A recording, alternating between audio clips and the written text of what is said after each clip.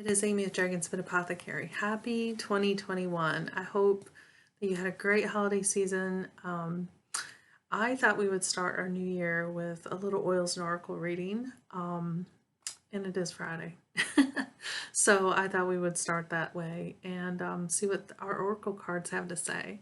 So if you're new here, welcome. Every Friday I do an oils and oracle reading on YouTube, and you can catch it, of course, on social media from there. And every full moon, we also do one. So I look forward to sharing this with you all this year. If you ever have questions about it or you want more information about the oils that I recommend with these cards, just reach out. You can check out my website at dragonsmitapothecary.com. Okay, so I thought for the very first reading we're going to do here in January 1 is we would use our Divine Feminine cards. These are all females. They're very strong females, so I thought, given the year we had last year, it's good to start out on a good, strong note. Hopefully none of that stuff that happened last year carries over and we'll be rocking, right? So I thought, oh, well, we're going to use these cards to see what that has to say about it. So I pulled 3 cards, one that we need this weekend, one that we need next week, and then a card from the universe, okay? So the first card that came up was the card of Lakshmi, okay? I'm going to tell you a little bit about her, but basically this card is telling us to look at what makes us feel abundant and in our life, right? And that wealth is an inside job. And that's very, very true, right? So this is talking about our self-imposed limitations, self-limiting beliefs that we have about ourselves. It's time to get rid of all of that and really look at the blessings we have in our life, the abundance around us, our self-worth, our self-confidence. All of that is coming into play with this card. Now, I want to tell you a little bit about Lakshmi and what this card tells us in terms of the oracle reading. Hang on, because I have this book in a little weird order. Okay, so she is obviously the goddess of abundance. She personifies the splendor and affluence that arrives when we align our every action with what our soul desires most for us. So it's that self-alignment. It's that feeling that everything just clicks in place. You're on the right track. Everything is as it's supposed to be, and it's wonderful. Okay. Now, she was a goddess, a Hindu goddess that was known for wealth, fortune, and prosperity. And she was a wife of a Hindu god. They had many festivals. They partied all the time. And she is said to have sprung from an ocean of milk churned by the gods. So she was already kind of, well, she had a very comfy lifestyle, sounds like, right? So she is always shown holding this lotus flower, okay? And that lotus flower is symbolic of the fact that great beauty arises from dark richness of the earth under any circumstance. So it's talking about that succeeding, growing wherever you're planted kind of method there. So this card, again, is asking us to look at what abundance means to each of us individually. And, you know, you can't really calculate that wealth because it's personal to each of us. And, you know, where we might consider ourselves financially poor, we could actually be very wealthy inside with love and light around us, have a lot of good solid friendships and relationships in our life, and really have more than what we need, right? Even though we maybe lack the money part of it.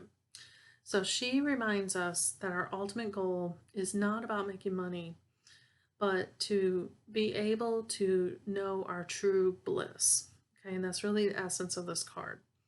So I aligned 3 oils with this card that I think really go with this interpretation of it: Copaiba, DDR Prime, and Cassia. Now, Copaiba is a resin from a South American tree. It's good for things like pain and inflammation, depression, you know, just things that are kind of holding us back and making us feel limited. It's really good at helping with healing those things. DDR Prime is a doTERRA blend that is really good at rebuilding. So where you got Copaiba that's kind of helping heal, the DDR prime is helping to restore. Okay, and it's helping to also with that promote the healing, but build healthy cells in our body.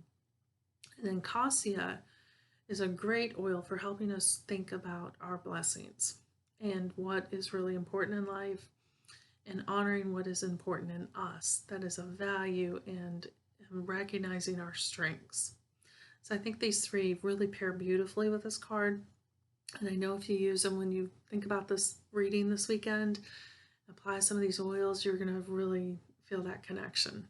Okay? All right, the second card, and this is what we need next week, and I love this one. It is Our Lady of Guadalupe. And I absolutely love this one. So she is the Empress of Protection. And if you're of the Catholic faith, you know Our Lady of Guadalupe has her own day in the Catholic Church as a saint. And she's a pretty prominent figure in that religion as well.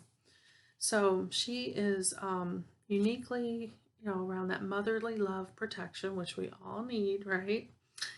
And she's wrapped in this cloak of Saint Juan Diego. That's the green cloak that's on her.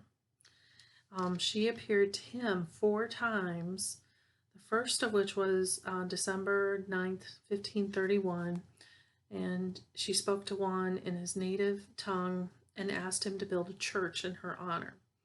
And they were standing on this hill outside Mexico City where the Spanish had destroyed a temple to the mother goddess, and she was the Aztec goddess of love. So Our Lady of Guadalupe showed up and asked this guy to rebuild. And he tried to convince the archbishop to do it. He asked Guadalupe to give him a sign that he would be able to convince the archbishop. So she appeared to him a final time and told him to collect these roses that are not native to Mexico. And, they were in bloom, though, at the top of this hill. And he gathered them in his cloak. And when they fell before the archbishop, they could see the emblem of her inscribed inside his cloak. Okay. And that kind of was like, whoa, he's had these visions. It's time to jump on this, right? So now this image of this Our Lady of Guadalupe is a symbol of protection across Mexico, especially during the Mexican War of their independence. And again, it's, a devout Catholic saint that they also have a day for. So this card is asking us, outside of us is also within us. So what you project, you also reflect. And, we can give it to ourselves. We can give love and protection to ourselves, and we can surround ourselves with this, right? So it's ask for what you need. See the love and protection around you for help, because you're not doing things alone. There are, saints and people and things around you to help you with whatever you need. And this motherly protection of Our Lady of Guadalupe symbolizes that, okay? So this card is all about protection, love, confidence, and being able to pursue the things that are right for us, okay? So it really ties in nice with that first card we had of Lakshmi. Now the oils I paired with this one are myrrh, lavender, and manuka. So these 3 oils are very healing. They're soothing, they're comforting, they feel protective. Lavender, for instance, is wonderful when you get like a sunburn and your skin is irritated. Lavender provides that nice coat of soothing, of protection. Myrrh, of course, is wonderful for scar relief and protection there, right? So all 3 of these are protective, and they're loving, and they're gentle, just like a mother's love. So they go very nice with Our Lady of Guadalupe. So next week, let's focus on what we need, not be afraid to ask for help, and look for that around us and within us, okay? All right, card number 3. And this one, I'm not as familiar with her, but she's a Buddha goddess, and it's green Tara. And her message is really to take action on what we know is right and to feel liberated through our actions of this, okay? So I'm going to tell you a little bit about her and why this is an important card for us. Hang on just a second. I just love this deck of cards. They're so powerful women. So she embodies the overcoming of fear and allowing us to take action again on what we know is right for us. Now, again, she was a female Buddha. She is known as the Mother of Liberation, okay? And her name is actually associated with crossing the oceans to those who suffer from enslavement or having their power taken away from them. And she was incarnated as a king's daughter. And she showed such spiritual excellence and such compassion. She impressed a group of monks. And they told her that they would pray for her to be reborn a man so that she could reach enlightenment. And she responded by enlightening them. So that, again, I love these women. They're so strong and beautiful. She's like, you know, screw you. I'm going to show you enlightenment. She then told them there's no such thing as a difference between male and female in this. And the ideas, the projections, the expectations, we self-impose those limits. And she vowed before them then and there that she would remain a female. And, you know, she has 4 different types of enlightenment, of activity, divine attributes depicted in the colors around her of the green, the red, the white, black, and yellow, okay? And her, she is about compassion and vigor and vitality, okay? So this card is that nudge to get moving. Now, maybe you had a resolution this year to get healthy, improve your health, something like that. This is your nudge to do that. Take the action. You know you need to. You know it's right for you.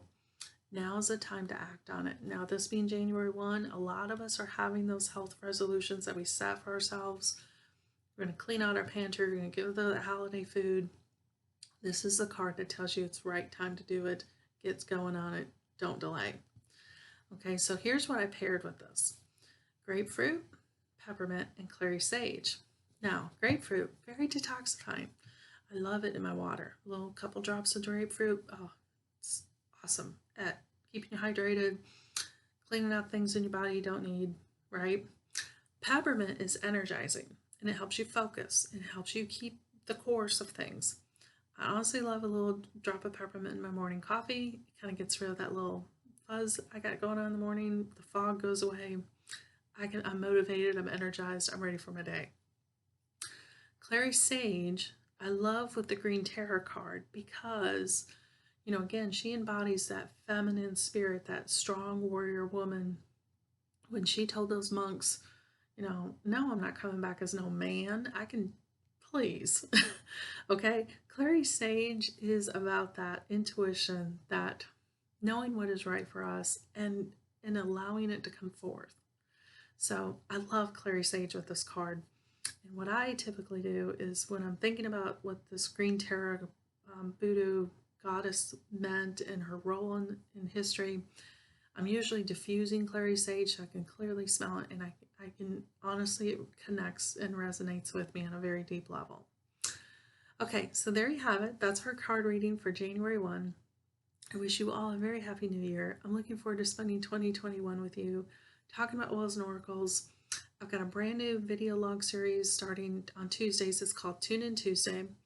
And it's a video log series helping you to live naturally well this year.